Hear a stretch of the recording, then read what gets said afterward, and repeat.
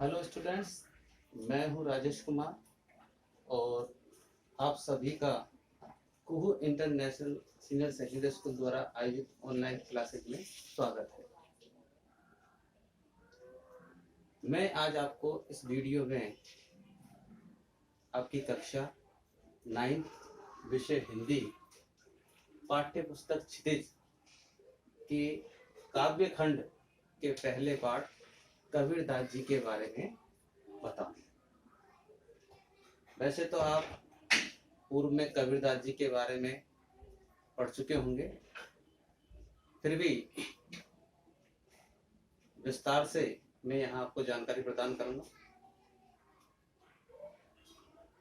आपको जो भी ऑनलाइन क्लासेज में बताया जाए आप उसकी कॉपी बना सकते हैं और उसमें होमवर्क कर सकते हैं। इसलिए जो भी वीडियो में जानकारी आपको दी जाए ध्यान से सुने और नियमित रूप से अध्ययन करते रहें।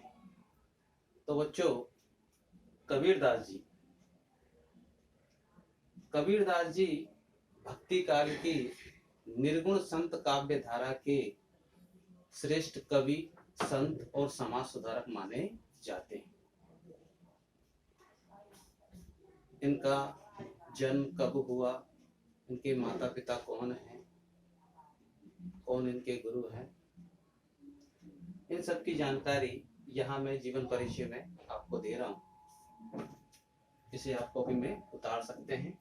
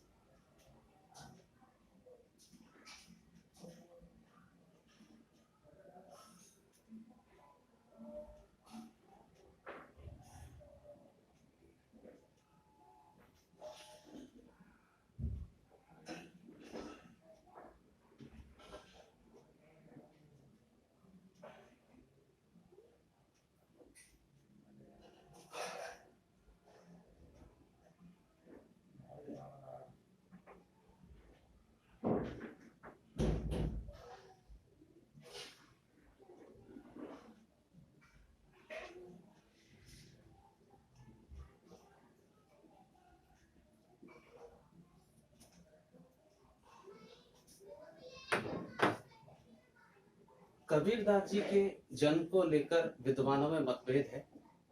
इनके जन्म की प्रमाणिक जानकारी हमें नहीं मिलती है। फिर भी विद्वान जो है जिस बात पर सहमत है वो ये है 1398 ईस्वी में इनका जन्म काशी के उत्तर प्रदेश में हुआ। ऐसा कहा जाता है कि ये नीरू और नीमा नाम के दंपत्ति को, जो जाति से जुलाहा थे, जुलाहा बुनकर कपड़ा बुनने का जो कार्य करते, को गंगा नदी में बहते हुए पाए गए। चूंकि उनके कोई संतान नहीं थी तो उन्होंने जो है कबीरदास जी को अपना पुत्र मान लिया और पालन पोषण करने लगे। उस समय शिक्षा इतनी आवश्यक नहीं थी, इसलिए कबीरदास जी की पढ़ाई लिखाई नियमित रूप से नहीं हुई। वे अनपढ़ थे। प्रश्न ये उठता है, जब वो अनपढ़ थे तो फिर उन्होंने जो है ये सब कैसे लिखा, ये इतना सारा ज्ञान कहाँ से प्राप्त किया? तो कबीरदास जी ने जो ज्ञान प्राप्त किया, जो बातें कही, वो सत्संगति और अनुभव के द्वारा जो उन्होंने प्राप्त किया, वो वही बातें उन्होंने अपने काव्य में बताई है। उन्होंने समाज में रहकर गुरु ईश्वर की महिमा के बारे में बताया, समाज में व्याप्त छुआछूत जाति पाति का विरोध किया, लोगों को जागरूक किया और समाज में जो पाखंड आडंबर फैले हुए थे उनका भी इन्होंने विरोध किया। इनका जो निधन है 1518 ईस्वी मगहर में होना माना जाता है।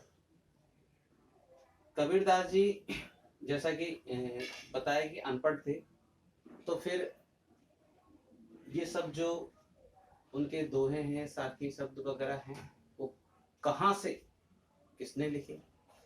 तो इनके एक शिष्य थे जिनका नाम था धर्मदास।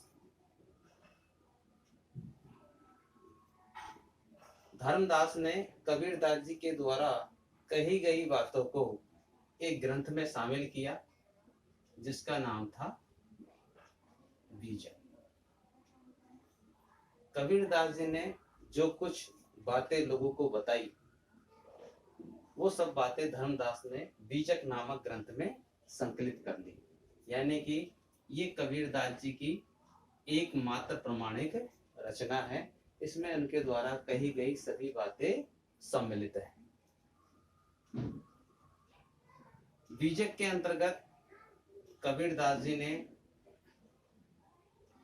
जो बातें कही उनको जो नाम दिया गया साखी, शबद और रमेनी।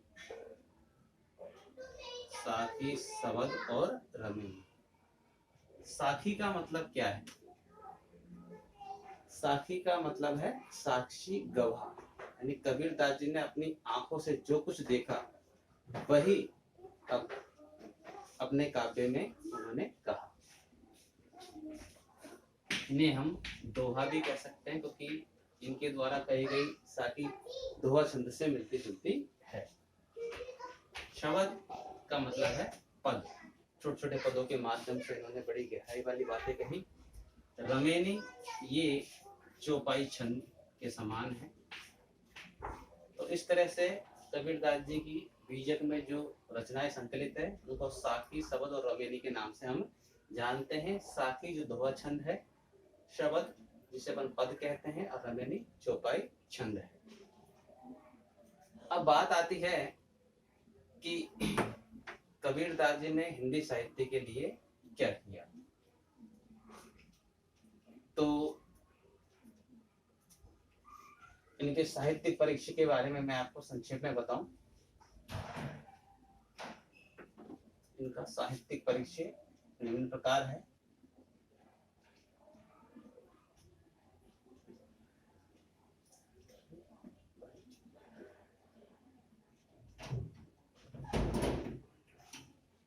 तो जैसा कि आपको बताया, कबीरदास जी अनपढ़ थे।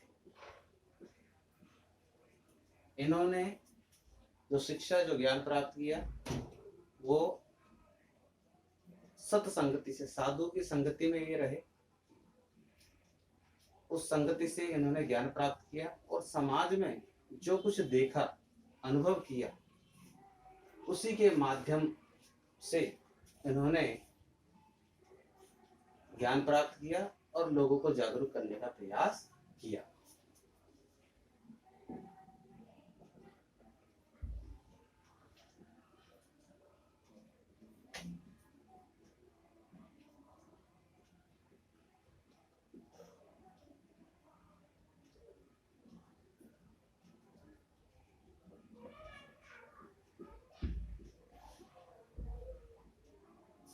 कबीरदास जी के बारे में कहा जाता है कि ये मस्त मौला।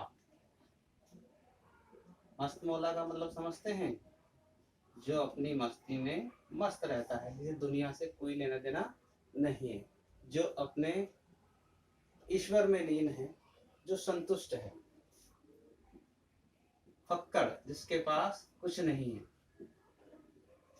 सांसारिक जो सुख सुविधाएं हैं उनसे इनको बिल्कुल परहेज है। विद्रोही, विद्रोही स्वभाव के थे। यानी समाज में इन्होंने जो कुछ अनुचित होते हुए देखा उसका इन्होंने जबरदस्त विरोध किया। इसीलिए उस समय हिंदू और मुस्लिम धर्म के जो कट्टर लोग हैं वो इनके विद्रोही हो गए। इनके द्वारा जो बातें कही गई, जो साखी शब्द रमेनी जो बताए गए, उस भाषा को नाम दिया गया सदुक्कड़ी।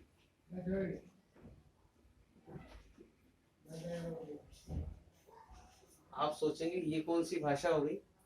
तो देखिए, कबीरदास जी जो थे वो साधु की संगति में रहते थे, और साधु किसी एक स्थान पर नहीं ठहरता है। इन्होंने पंजाब, गुजरात, बंगाल आदि कई क्षेत्रों का भ्रमण किया साधु के साथ में रहकर। तो इनकी बोली में उन भाषाओं के, उन बोलियों के शब्द आ गए, इसीलिए इनके द्वारा जो काव्य रचा गया उसे सदुक्कड़ी कहा जाता है। ये जो नाम दिया सदुक्कड़ी, वो जानते हैं किसने दिया? ये नाम दिया हिंदी के महान निबंधकार, इतिहासकार आचार्य रामचंद्र शुक्ल ने इनकी भाषा को ये नाम दिया सदुक्कड़ी। इनकी भाषा का नाम क्या है? सदुक्कड़ी। सदुक्कड़ी भाषा कही जाती है क्योंकि साधु की संगति में रहे थे। सदुक्कड़ी यानी साधुओं की भाषा, साधुओं की भाषा।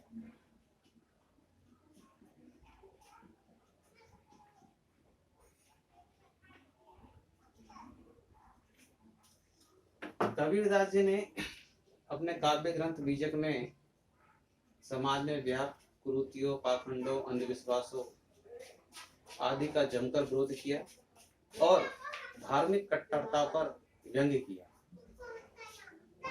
इन्होंने तत्कालीन समाज को सुधारने का भरसक प्रयास किया, इसीलिए ये कवि होने के साथ संत और समाज सुधारक भी माने जाते हैं।